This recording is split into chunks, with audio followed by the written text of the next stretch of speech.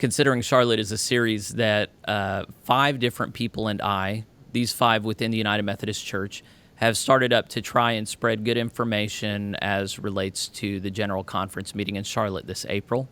It's going to be a very big time. It's a delayed annual conference. The whole conference hasn't gotten together in a plenary session and an open floor like this since 2016. And there is a lot of petitions to be considered. There's a lot of work to be done.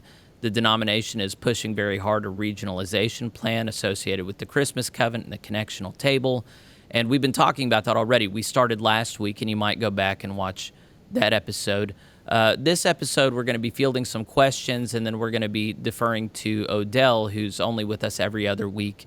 And then Lonnie, out of his expertise, and Simon, out of his, is going to be filling out what they can. And then I see it as my job as mediator to just sift through the information and do my best to represent just normal people and the questions that they might have. Before I get in on today's question, just want to make sure everybody knows Lonnie Brooks is in Alaska, and he's joining us as a veteran member of General Conference. He's written many petitions. Odell Horn is joining us from North Georgia Annual Conference. He's been the head of their United Methodist Men there. He's been active in General Conference proceedings and is well read enough to represent the African American United Methodist contingency, not as a monolith exactly, but as a tradition that he's very familiar with. And then Simon is joining us from Zimbabwe on the other side of the world. He's the head of the WCA there and was on the Standing Committee for Central Conference Matters until they booted him off under questionable circumstances. But he still knows a lot. He has a ton of insight. These have been riveting conversations. You should go back and see all of them, in my opinion. But we're going to pick up on where we left off last week. There were a few questions submitted, and then I had some questions. I just wanted to field them to you guys. One of the recurring things that I see coming from different corners is a concern that petitions being submitted to the General Conference that were submitted by people who have since left the General Conference, that they might be removed from consideration. There are serious voices. I saw that Gary Graves in an article or in a response indicated that this would or could be done. Lonnie, you've been quite firm in saying that the hurdles to doing this would be too great. They have no standing, no precedent to do this. There's almost zero chance that they could do this. Would you speak to that, Lonnie, and then I'll see if Simon and Odell want to add any texture. Thank you, Jeffrey. Yes, I could speak to that. As far as I can see, and within my having spent a lot of time with the law of the church, I don't see any foundation for taking such an action. I believe that a petition that is submitted and is in order, and the person who submitted it was at the time of submission qualified to make such a submission, is going to become, upon its acceptance, and especially after its inclusion in the Advanced Daily Christian Advocate, it's going to become the property of the General Conference, not of the person who submitted it.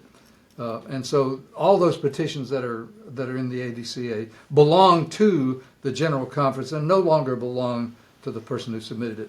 So that person can't withdraw it, and the General Conference can't reject it on the basis of a subsequent event in the life of the person who submitted it. For example, the petition that's in there for us to adopt a new statement of ecclesiology, that was submitted by Scott Jones. Now, mind you, he submitted it on behalf of the Committee on Faith and Order that he chaired at the time, and became the property for consideration of the entire General Conference. However, Scott has subsequently withdrawn from the United Methodist Church and now is a member of, in effect, a bishop in the Global Methodist Church. But that doesn't disqualify that petition, and there's no ground on which anybody could say that it's no longer part of what we're going to deal with at the General Conference. In the same way, a delegate, or not just a United Methodist, doesn't have to be a delegate, a United Methodist who submitted a petition and died since it happened. Well, that person no longer a United Methodist. You can't disallow the consideration of that petition. And so I don't think any other action that a person could take would disqualify the work that he or she did prior to whatever that event was. Those petitions are still going to have to be considered. Odell or Simon, anything to add to that? I think Lonnie has done a fair job on that one. That is my understanding. All petitions accepted by the petition secretary or the system, they are already in the ADCA. They are the property of the General Conference. No one has got the power to withdraw them. It's like you are saying, if you were a Methodist at a certain particular time, then eventually you withdrew. Are you going also to withdraw all the tithe that you paid to the church when you are still a member? I don't seem to understand that. It means all your contributions, your monies that you paid, you must go with it because you are no longer, it doesn't make any sense to me. And if they are going to do that, I guess it will need the action of the General Conference. And it will kill a lot of the time of the General Conference trying to come to an understanding on that one. So I think they are trying to go to some uncharted waters which will create or open a can of worms. I don't think they have any standing to do that. So thank you, Lonnie. I think you dealt with that one very fairly. I was very concerned about the issue that you raised where one person submits on behalf of a group. The name that appears is my name, but I'm representing a group. Then I die or I withdraw from the denomination. How then do you deal with that? I think that creates a serious problem. So thank you, Lonnie. I did you deal with that fairly. Thank you, Jeff. I think we answered that one pretty good. It'll be very strange if Lonnie and Simon are both wrong. So I think you can take that to the bank. Let's go on to the next question. Something you said in the last episode, Lonnie, that was lost on me. We were talking about it in a follow-up. The way you summed it up is the Judicial Council is very skeptical of adaptations that central conferences have made to the Book of Discipline. Many adaptations that central conferences have made have gone unchallenged and have effectively been made. But of every single challenge that has come to a central conference adaptation to the Book of Discipline, every single one that's come to the Judicial Council, the Judicial Council has then canceled out the adaptation. They are not in favor generally, well, uniformly so far, of any adaptations. Did I sum that up correctly, Lonnie? Yes. Okay. Yeah, there have been no adaptations that have been made by Central Conference to the Book of Discipline in which the challenge has been made by somebody involved in the process all the way to the Judicial Council. Now, the reason why this matters, if in the context of regionalization is the notion that we can kind of separate different continents or regions of the United Methodist Church to be less accountable to one another, to be able to tailor the Book of Discipline to the contextual needs of those regions, and then share in the Constitution and some other things that still bind them together, but be able to custom fit the UMC a little bit more regionally. People like me have looked at the current situation and said there's already provision for different regions, different annual or central conferences to adapt the Book of Discipline for local ministry. Is this really a need? Is regionalization really a need? Because it seems to me and many others that this already happens. This is already the case. It's not really needed. So, Lonnie, in light of this clarity that you've given on this topic, what's the practical implication of this disposition of the Judicial Council? If the Judicial Council is anything, it's somewhat unpredictable. We can't really say with certainty what the Judicial Council is going to do with any particular issue. We do know that every time an adaptation has been appealed in the past to the Judicial Council, it's been rejected. And that's happened, that's happened 6 times. Now, mind you, that doesn't sound like a lot, but it is significant when you think that it means every time the Judicial Council has reviewed one of these things, it's rejected them. So So there does seem to be a trend there, which suggests that the Judicial Council is very skeptical of adaptations of the Book of Discipline within these regions. Whether that continues into the future, if the church were to take a step as serious as saying regionalization is going to be the way of the future for the church, if the Judicial Council were to go against that trend in the same way that it has in the past, that would be a very serious thing for the church to have done. We don't know, because we don't have a crystal ball, whether that would be the case, but there's some possibility that it would be. Odell, Simon, anything to add?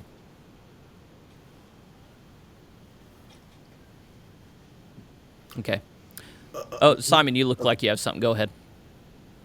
Yes, I wanted to just to add that for some of us coming from central conferences, especially those who are not happy with regionalization, these are some of the issues. It means regionalization is not offering anything new to central conferences, because in terms of adaptation, it has been offered but always consistently rejected. Maybe Lon is right to say it's not a big number of petitions, but at least it's significant to give a sample of what people tried to ask for, but it was rejected. So what is it? What has changed? What is it in it now for people to say, oh yes, now it's gonna change. Adaptations will be done. We've got nothing to really prove that it's gonna be much better in the next dispensation if regionalization passes. But those are the questions some of us will ask and fail to get answers. So yeah, it's an issue there.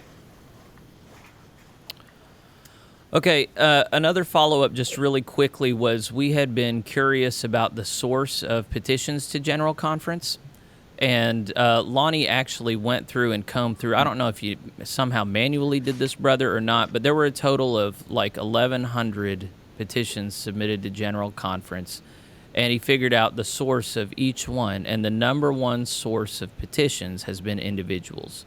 Individual United Methodists submitted 521 petitions, and that represents 47.4% of all total petitions submitted. The next largest group was the general agencies that provided 347. So that's 521 versus 347. That's a pretty big margin, and that's a little over 30% of the total petitions. And then after that is annual conferences of 127 petitions. So I'm going to have an overlay for that whenever we publish this. But Lonnie sent out an email with that whole breakdown. There were, 10, 11, 12 different sources possible. This is encouraging for someone like me. It looks like it's an actual democratic process where at least individual people, their voices can get heard and considered. So that was a surprise to me. That wasn't exactly a question, but I knew we needed to report on that. The question I did have was, when we're looking at regionalization, the favored plan is presented partly by the Standing Committee on Central Conference Matters. The Standing Committee on Central Conference Matters is essentially the one central point that all legislation has to go through before it's presented to the floor of General Conference and plenary. I just wanted to ask a broad question to you guys. Do you think that this is an appropriate role for the Standing Committee on Central Conference Matters? Do you think that this is a balanced and good thing? Or it seemed to me that General Conference has only recently operated in this way, and that this is not really a good thing, that this is a very imbalanced approach that provides for much manipulation of the content that comes before the floor of General Conference. And the reason I say that is I tried to start getting a hold of records from the deliberations of that committee from the last time that they got together or times along the way. They don't reveal any of that stuff publicly at all. And so the fact that such influential decisions are made and that there is no transparency there makes me and my sensibilities quite leery. But I wonder, I guess I'd like to start with Odell. Lonnie, I know your thoughts, and then Simon, you were on the committee, but I want to start with Odell anyway and then go to Simon. Odell, do you have any thoughts on that? I really do feel like I am not an expert on the what is it, the Committee on Central Conference Affairs. Standing Committee on Central Conference Matters. But that's okay. We can go to Simon. Simon, you know pretty much everything about it. Simon, what are your thoughts on that committee and its work in the General Conference?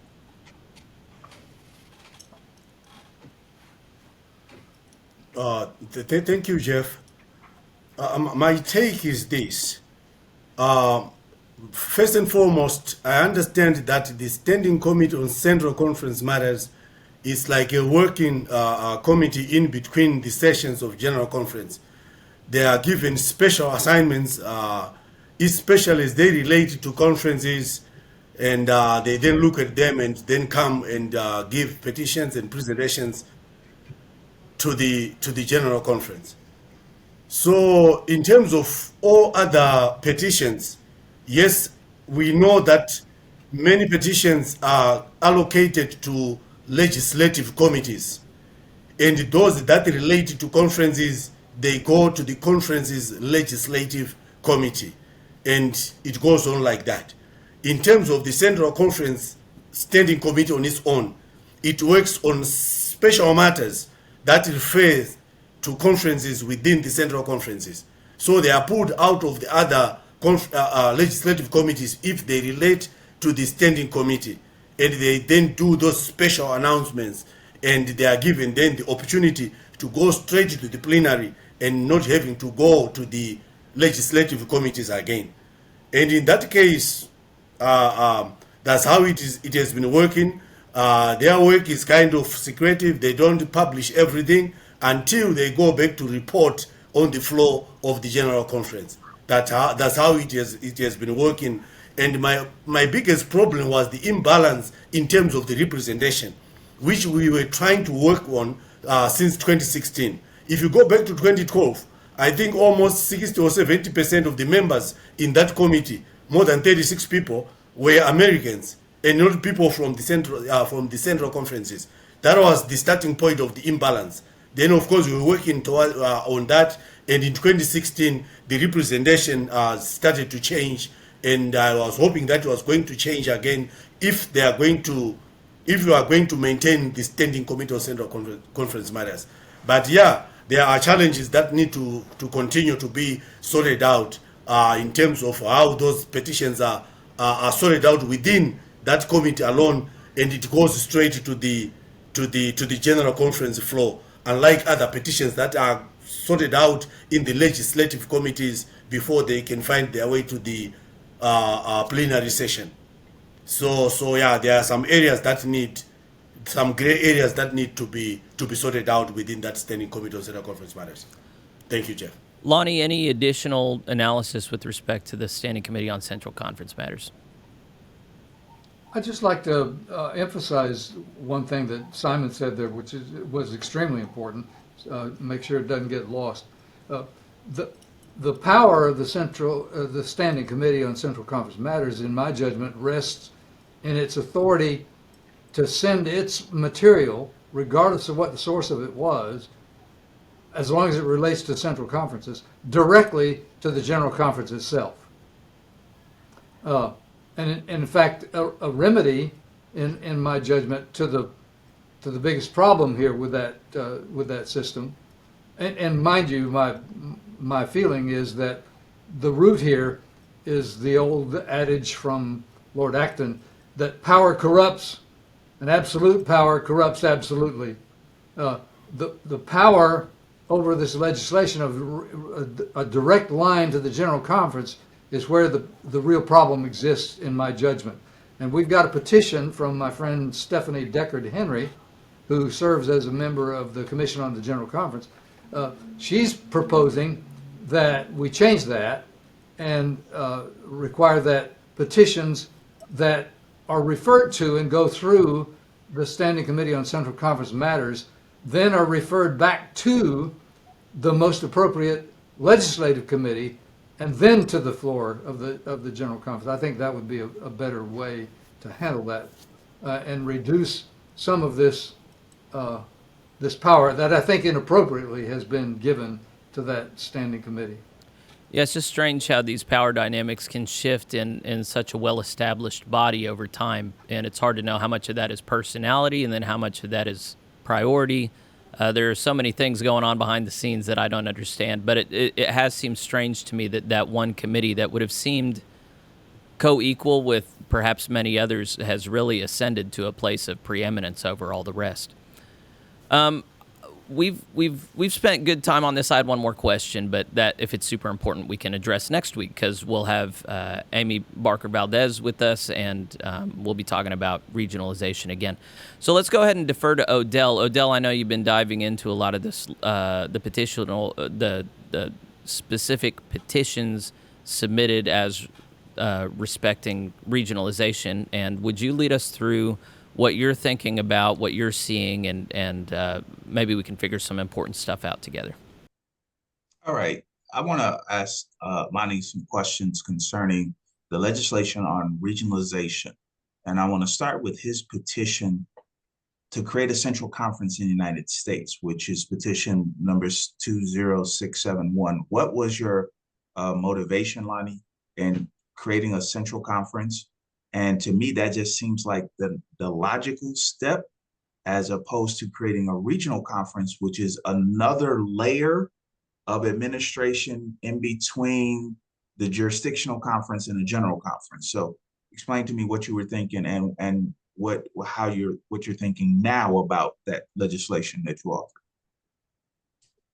My thinking at the time of submission, and that was a long time ago, mind you, that was, I submitted that, I think it was, might have even been in 2018, but certainly was no later than 2019 for consideration at the 2020 General Conference.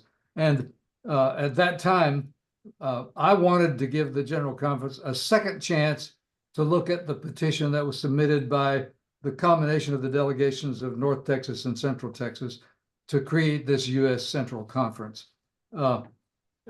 for the purpose of giving the United States Church a forum for consideration of matters pertaining to the United States that didn't really have all that much impact on the church outside the United States. Since then, my thinking has significantly changed about that, so that I no longer support that as a concept. It did not, by the way, get away from the problem totally of having another layer of church in the North American setting, as opposed to the rest of the church, because it did not do away with jurisdictional conferences. It just added this regional conference for the Central Conference, actually, for the United States. It didn't change the name to Regional Conference, it left the name Central Conference of the USA.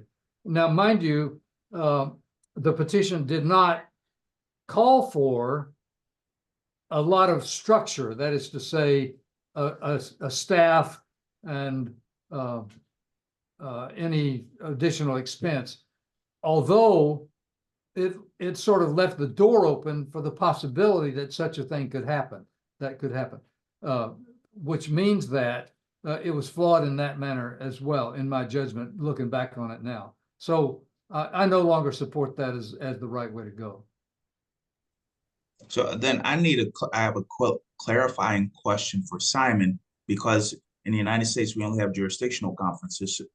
So explain to me, Simon, what's the concept? How do central conferences work in Africa?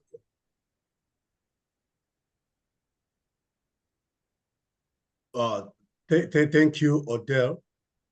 Central conferences in Africa, they work almost exactly as the jurisdictions do in America. They have the mandate to elect bishops, assign bishops. They have the mandate to approve boundaries for annual conferences, of course, and then they will get ratified by the General Conference, if my memory serves me well. So that kind of operations plus or minus the same. But my question then was, how then do we have a jurisdictional conference somewhere in between in the United States, and when in central conferences we don't have another layer? How does that work, and why that difference? Those are the questions that we are challenging in terms of regionalization, because it gives 3 layers of church in the States, or 4 layers of church in the States, and only 3 layers in central conferences. And we believe that those could be political power and control issues. No one is answering us on those issues. Thank you. Okay. I hope I explained my understanding well. You did, and now I got a whole lot of questions. I don't understand the obsession with regionalization if it's going to add another layer of administration, but going to leave, and this is directed to Lonnie, if it's going to leave the jurisdictional conferences in place, and we're just adding the regional conferences on top of that, why not just create one U.S. regional conference and get rid of the jurisdictional conferences? I believe that's a flaw it's a significant flaw. In fact, I call it a fatal flaw in the proposal that's coming to us, that's roughly known as the Christmas Covenant. Mind you, it's submitted by the combination of the Connectional Table and the Standing Committee on Central Conference Matters, but still the Christmas Covenant. Strangely enough, both petitions are before us, both sets of petitions. But it's essentially the same thing in 2 different submissions. And the flaw there, as I say, is that fatally, in fact, that we've got the extra layer of church in that proposal any way you look at it. What you may find interesting here is, I find it really interesting and problematic at the same time. In Alaska, we took a look at that and we said that's not the right way to do this. If we're going to regionalize, we need to do it in such a way that we don't have this extra layer of church, which means if there's going to be a regional conference in the United States, it needs to be instead of the jurisdictional system. But there was an additional thing we looked at and said, the problem that we're trying to deal with here is how do we make adjustments for the separation of the church that has happened, and have a system that will have a strong likelihood of not leading to an additional separation going into the future. And our solution to that was to say, well, that calls for regionalizing within North America, not just regionalize the whole thing. And so what we proposed was to replace the jurisdictional system with the regional conference in North America, as well as the rest of the world. With each of the central conferences would become a regional conference, but in North America, we would create 3 regional conferences to replace the 5 jurisdictions. Why though? Why not just make one regional conference? Because it's the regional differences within North America that have led to the separation of the church. So if you want to solve the problem of the church separating, you have to deal with those differences, as well as I don't know anybody who thinks that the regional differences between Africa and North America was what has led to the separation of the church in North America. But what does the cause of separation have to do with where the regional boundaries should be drawn? Because I'm clear that there are probably huge regional differences between Northwestern Africa, Southern Africa, and Central Africa. To lump them all together in one region seems strange. No, they're not. Each central conference becomes a regional conference in Africa. and there are three of them. Oh, I misunderstood this. I thought there was, okay, so, okay, then never mind. The whole thing makes sense now. The folks who proposed it didn't understand it either. Some of the explanatory materials that came out, they said, well, there's going to be a regional conference in Africa. Well, that's not true. What's proposed in the Christmas Covenant is there are going to be 3 regional conferences in Africa, 3 regional conferences in Europe, 1 regional conference in Philippines, and 1 in North America. Thank you. I'm so glad I needed to ask that flat question. I needed to hear a flat answer. Very good, Lonnie. Thank you. Yeah. I have a couple more questions, and I'm going to direct this to Simon, because there are, as Lonnie alluded to, there are 3 central conferences in Africa right now. First of all, let me put that on the shelf. Let me go back to Lonnie. What's the obsession, Lonnie, with regional conferences as opposed to what we already have, which are central conferences? How come we just can't do 3 central conferences in the United States or 1 central conference in the United States? Why do we need regionalization as the language? Because when we, this is legislative. So when we get into these petitions, we're going to be arguing over words. Why do we need the word regional as opposed to central? The strongest argument that I've heard on that is a historical one, which is to say that the term central conference has been linked in thinking, in mental processes, with the old language of central jurisdiction and the link that had to slavery and Jim Crow and all kinds of negative racial problems, primarily within the United States, but having spillover into the rest of the church around the world. So it's a matter of cleaning up language is all that I understand, the motivation behind changing from the name central to regional because the concept is the same. Just real quickly, if we kept the word central, would we have to have all these constitutional amendments, or would it potentially streamline things and make it a lot easier to get through legislatively? There would be some of those amendments that would go away if we kept the language central rather than regional, but not all of them, because part of the emphasis here in amending the Constitution in the massive way that it's done is to put within the Constitution more of the power for adaptation of the language of the Book of Discipline, to give a constitutional base. So it would be more difficult for the Judicial Council to strike down these adaptations by having changed the Constitution. And can I just chime in there? Odell, you raised a very, very interesting question. And I agree with Lonnie that has been the strongest argument I've heard. And it then generates another question.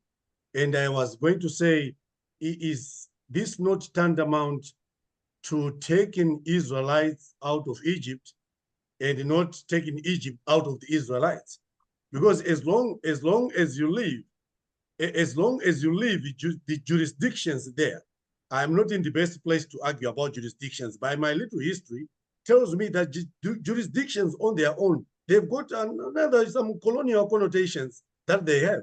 So if we leave that name there, it means we haven't done anything. We have not taken the Egypt out of the Israelites. So we haven't solved anything. That's my argument. Thank you. Thank you, Simon. This is, as for full disclosure, everyone, I have a master's degree in African and African-American studies from Clark Atlanta University, which is a historically Black university. If you change language, but you don't change the system, you haven't defeated systematic racism. You've only shifted, you've only adjusted, you put lipstick on a pig. And so the problem that I have, and I'm going to refer this back, thank you, Simon, to Lonnie, is if we go back to 1939 when the jurisdictional system was created, we took away the central jurisdiction in 1968 as a result of the merger that formed the United Methodist Church. We have this opportunity now to remake the United Methodist Church into our own image and likeness? And the answer is regional conferences.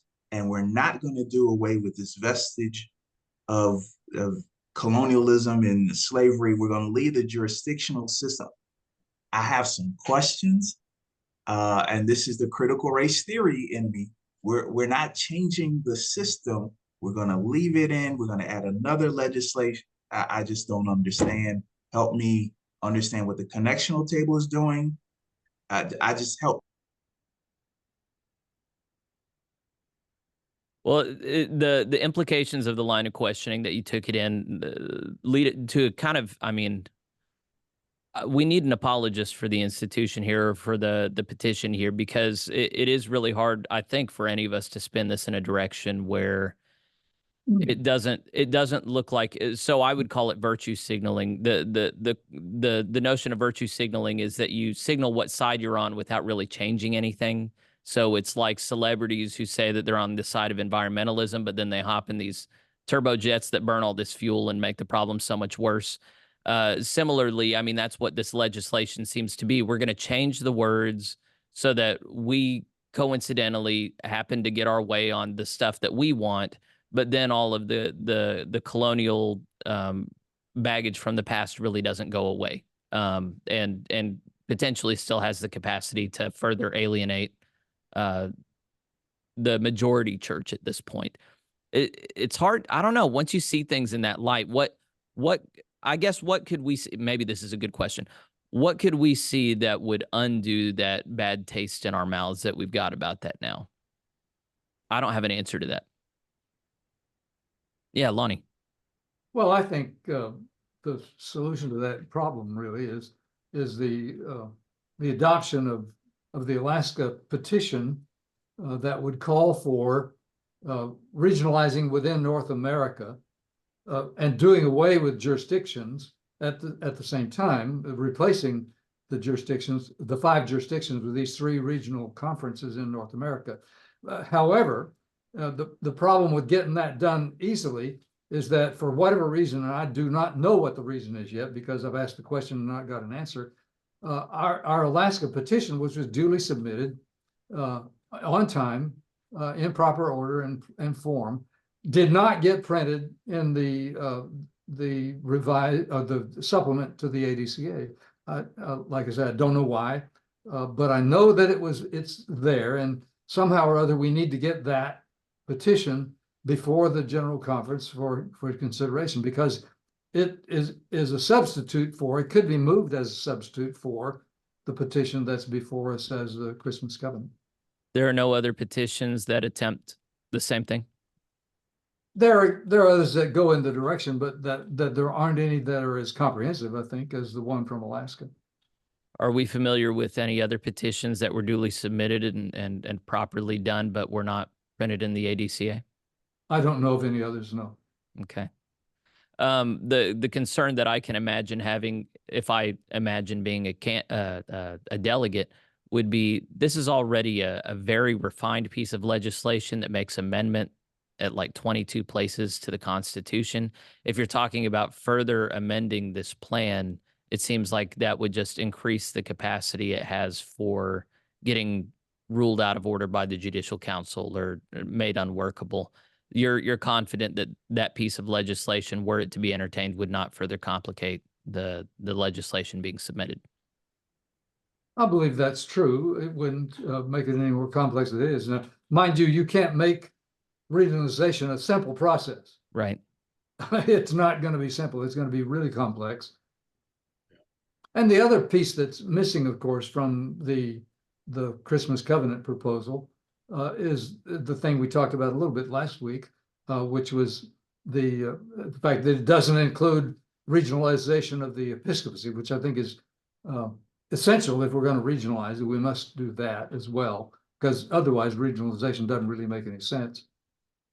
Yeah, I believe we have an episode coming up on that. And then we're also going to need to have an episode on how denominational money disbursements work. One of the things that Mark Holland has been circulating is that like 99.4% of all the funds used internationally come from the U.S. church, and for that reason, that is his reason for claiming so loud and proud that the U.S. church needs to be somewhat isolated from the influence of African churches. We need to look at how the money currently works and why, I think. And I'm not currently prepared to do that, but I'm thinking that as we're looking at all these things are interrelated, right? As you reshuffle the deck and change how power works in this regionalization structure, does that change how bishops are done? Does that change how money flows? I'm sorry, didn't mean to do that. Thumbs up.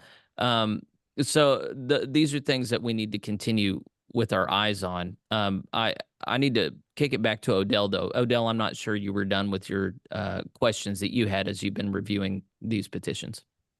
Oh, no, no problem at all. I just am I'm going to come back to Simon because I still want to know how central conferences work in Africa, but I got another question for Lonnie. And that is with regionalization, central conferences, there is a petition. I was trying to look up the number. There is a petition in addition to the one that you submitted to create a central conference in the United States. And I think it's petition 21030. I was trying to find it, but I can't find it right now on my phone. But help me understand this concept of creating a central conference in the United States. What would it accomplish in relation to, because I agree with Jeffrey, if we just dealt with the language of central conference, there'd be fewer amendments to the Constitution that would be required if we just made it a central conference as opposed to regional conference. But there still would be some amendments. Are we trying, this seems just like a heavy lift that we're going to get 22 to 28 different amendments to the Constitution passed by a 2/3 majority because we want language and semantics as opposed to just the shortest distance between 2 points is a straight line. Can we just, if we want this to happen in the United States, what's the best way to get to it with not getting rid of the jurisdictional system because of its history and its legacy?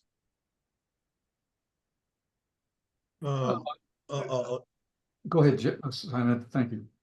Okay, thank you. My thinking is this, Odell. There is one small thing that is in there that is not being spoken about clearly, which I believe people should just be honest and open about it. If we trace this regionalization, Lonnie did a good job for us. It goes back 2008, 2014, 2012. It has been the same thing. But one thing that I believe is like the hill to die on for those who want central conference or regionalization, one of the big elements is the adaptation of the Book of Discipline. The capability that central conferences have to adapt certain portions of the Book of Discipline. But the regionalization plan or the Christmas covenant plan is now widening the extent to which adaptability can be done to the Book of Discipline, to the extent that even the Constitution, parts of the Constitution, they can be adapted by the central conferences or by the regional conferences, then get a supermajority ratification vote at General Conference, something like that. You can correct me, veterans like my brother Lonnie there. So this is the thing. And through that adaptation, why it was rejected in 2012 in Tampa is because the reading was that Americans also wanted to have the chance to have their own adaptation, which then includes the change of definition of marriage and to be able to put in legislation that relates to human sexuality according to their context and according to their geographic setup. This is where the catch is. And our brothers from the other side of the world are saying, no, but we can't help you legislate this because we don't believe in this.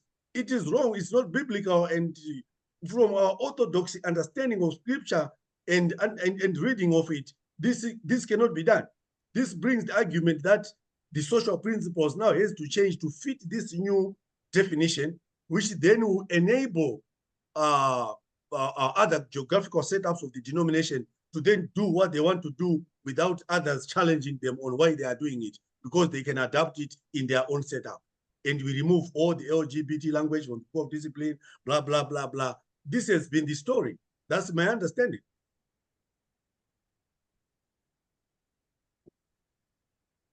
Lonnie. That was a really good presentation, Simon. I appreciate that. Odell, I wanted to address one of the questions you raised. Are there other petitions that would call for a central conference of the USA? And yes, there are. Probably the one that would fit that category the most would be the one from the connectional table submitted by Kanitha Bigum Sai, who was the leader of that body at the time that was submitted. That would be, she actually called it regional conference, but that's petition 20723, which is on ADCA page 323, called Creation of a U.S. Regional Conference.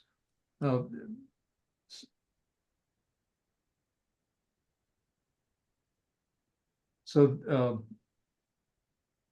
there's a package of them there that are all together to make one petition. Now, mind you, the problem with supporting that one would be that the connectional table itself has disavowed that petition, that set of petitions now, in favor of the one that's called the Christmas Covenant. So that petition is still there, but the CT says they don't support it anymore. Who's the head of the connectional table now? Actually, it's in favor of the new, it's like a hybrid petition, because the Christmas Covenant component and the connectional table component has been abridged to form like a hybrid petition, which is what you are now calling regionalization. So we no longer have the Christmas Covenant standing on its own.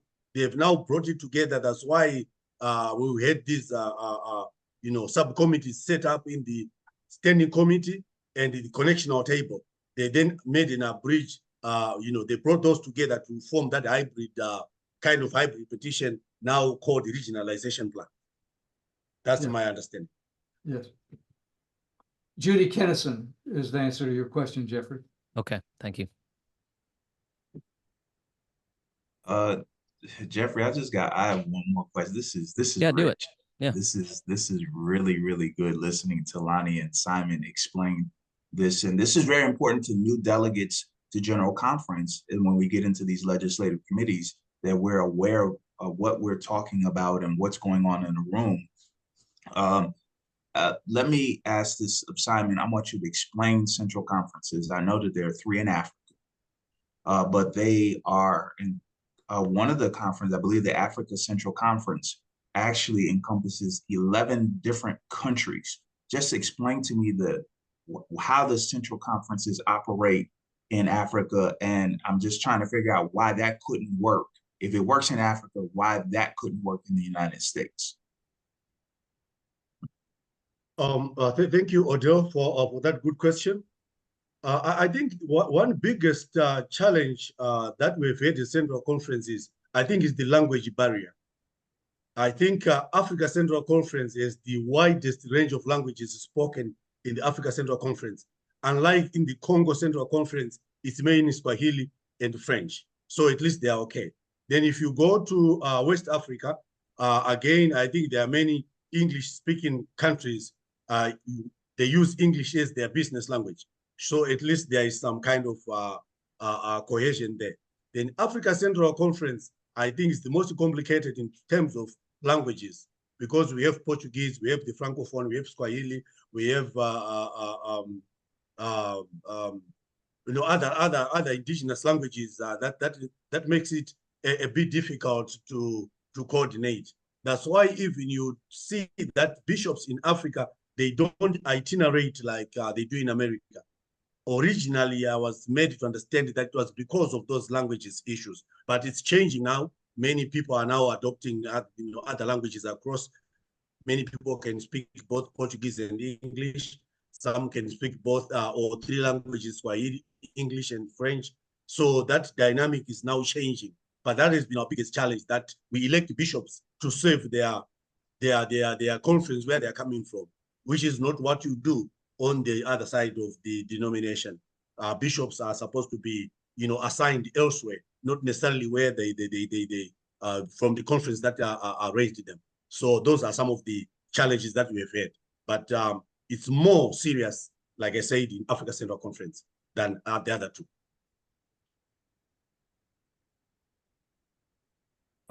Let me ask then, I know Dr. Amy Valdez Barker is not with us, but Lonnie has worked with her before on legislative petitions. Let me ask about this legislative petition that combines global regionalization, the West Path, and this, I believe, is petition 21029 that Amy authored. Lonnie, could you explain that to me? I can. That was shorthand. We called it the Alaska Omnibus Proposal because it did combine several other proposals that were afloat at the time, one of which was the so-called protocol. And that one was dropped into this Alaska Omnibus Proposal intact without change. So it was the protocol as sort of the foundation. And then we added to that the Christmas covenant with some modifications. And the modifications were primarily dealing with the constitutional amendment portion, which was a significant part of it. But nevertheless, we examined that and thought there were lots of things that were good in the Christmas covenant that wouldn't require such massive amendments of the Constitution. So we took this modified Christmas covenant, we added it to the protocol, and then we consulted with Westpath, and they supplied a representative who worked with us to include in that omnibus proposal then these provisions from Westpath that made it compatible with what the goals were for continuing the pension and benefit programs into the new church.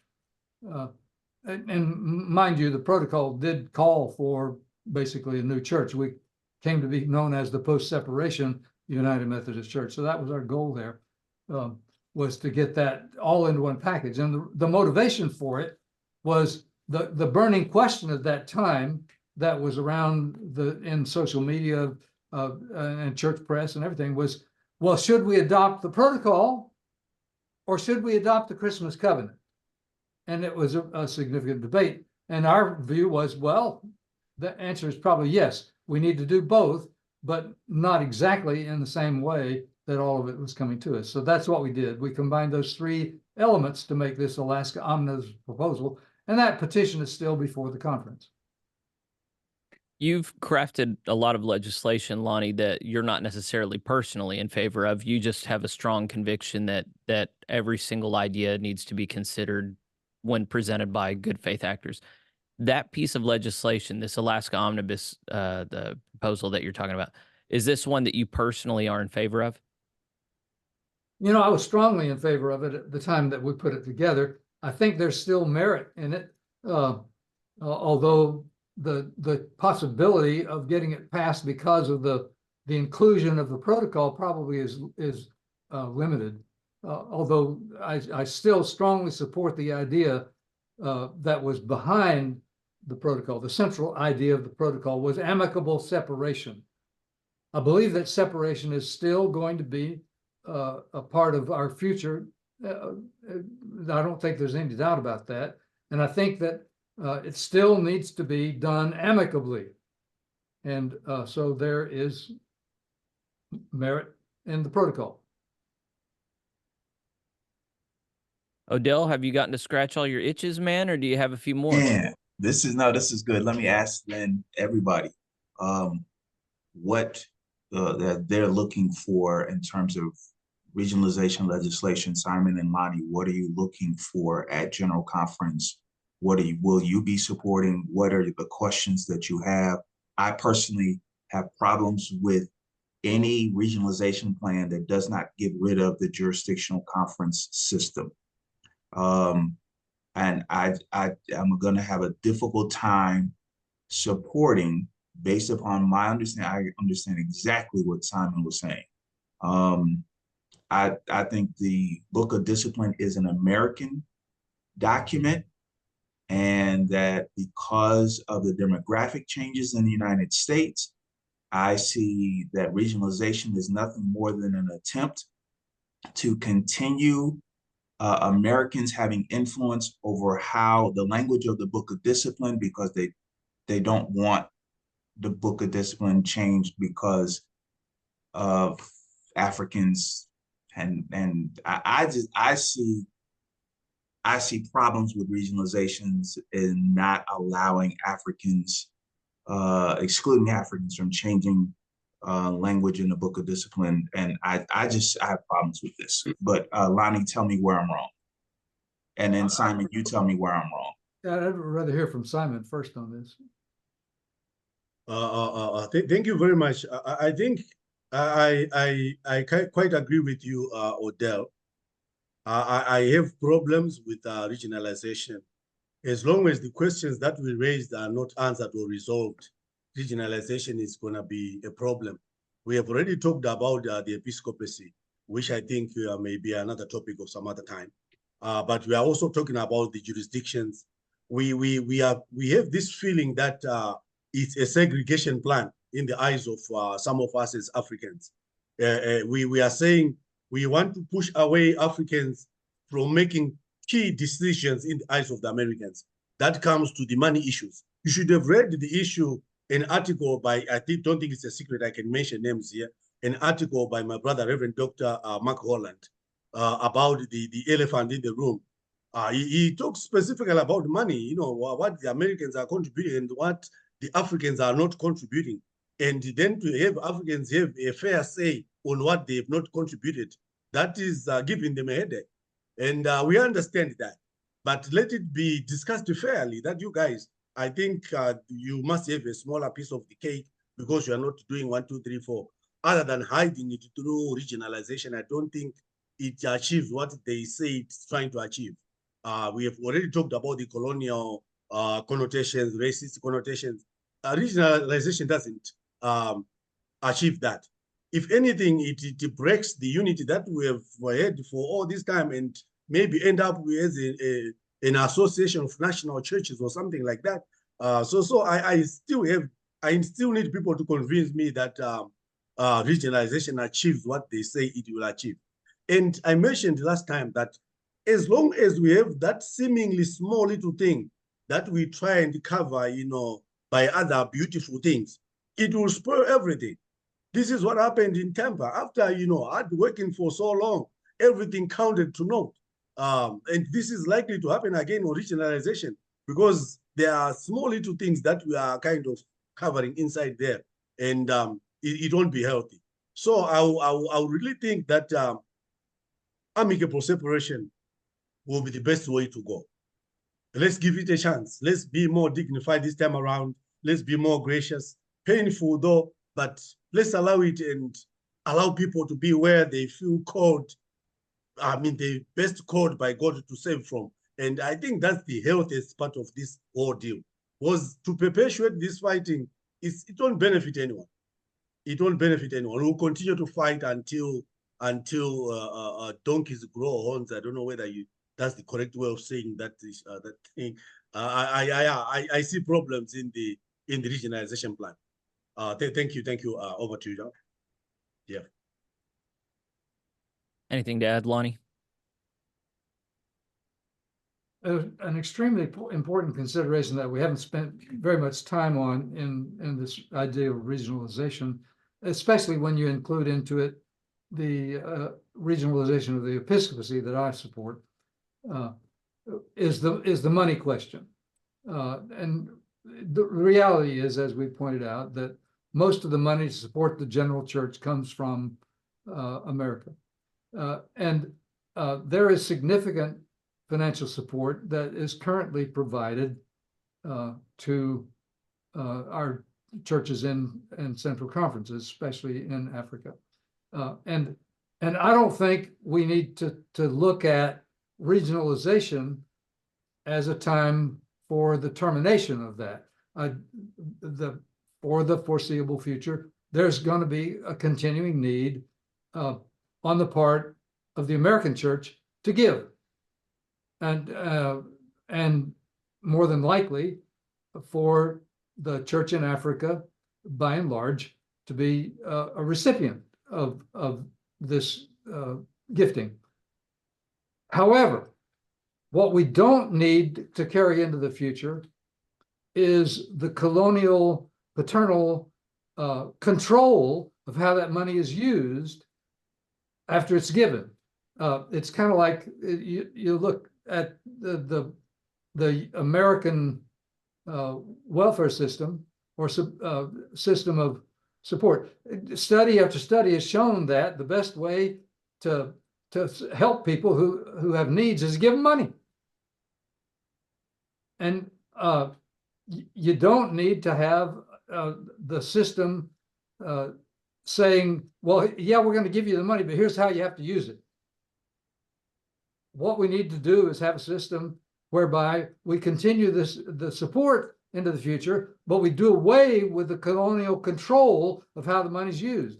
We give the money to the churches in Africa, and we say, use this. This is part of what your support base is. And using this money, you can decide what to do with it, including how many bishops can you support with this money? And where are we going to deploy them? And how are we going to do that? And let the church in Africa make these kinds of decisions for itself. They don't need our help to do that, to decide how many bishops they need and can support. We need to give them the money. Let them do it. Thank you, Lonnie. So sorry, Jeff. Thank you, Lonnie, for raising that pertinent issue. Sadly, that is the language that we continue to get here in Africa. Those strings are still there. The strings are attached. This is what we don't want. We're talking of the same strategy used to campaign for the one church plan is still rearing its head, ugly head in Africa.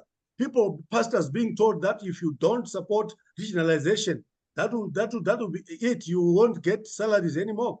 You have to support regionalization for 1, 2, 3 to continue to happen. So we are saying, guys, if this is attached to this, then we don't need regionalization. Yeah. If it has some strings, if it has some conditions, then we don't need it. These are some of the languages that we are receiving here. And you need to know this, because we are being told those things that, don't do these things, because, support will go, funding will be gone, and things like that. And if this funding is then connected to the Jesus that you are serving, then we'd rather have our Jesus Christ and you can keep the funding. This is what is coming from Africa. I think that's a good, strong note to end on. Of course, we could talk a lot longer. The picture is huge, and it's a very interesting picture. But we've got one more week to talk about this stuff. Odell, I just hate that you can't be with us every week. You're such a good presence. Friends, this has been a good topic. It's a worthy topic. We want you to stick with us as we continue to talk about other worthy topics. As I said earlier in the episode, we are going to talk about connectional money. We're going to talk about bishops. A lot of these intertwining things, even if they change at the General Conference, it's just good and helpful to think about bigger and larger things than our own small lives, so that when General Conference happens in a couple months, you folks can track along and know what's going on. And it is my intention to have ongoing commentary during General Conference session that y'all can join here and kind of digest what's going on with me. So we're building a foundation, hopefully, of a more democratic understanding within the United Methodist Church of what's going on. And I think the uniform prayer, I can't speak for Amy, but I know for the rest of us, is for an amicable departure option afterwards. I think everybody's done with fighting except for the really weird ones that probably shouldn't be leading. So I just want to thank each of you guys, Odell, Simon, Lonnie, for giving your time today. And I want to thank the audience for engaging soberly and not dispassionately, but just calmly. You're trusting in the system. You're trusting that you can wade your way through this information. And good for you. You haven't abandoned critical thought. So we hope this has been a blessing to you. If you think it has been and you think it might be for others, then we're always going to ask you to share it. We're going to solicit your thoughts and questions. If you have a question you want me to bring to these guys next week, you can send it to plainspokenpod@gmail.com. And you can also, just comment on the video. We watch this during the week. We're interested in how that it impacts people.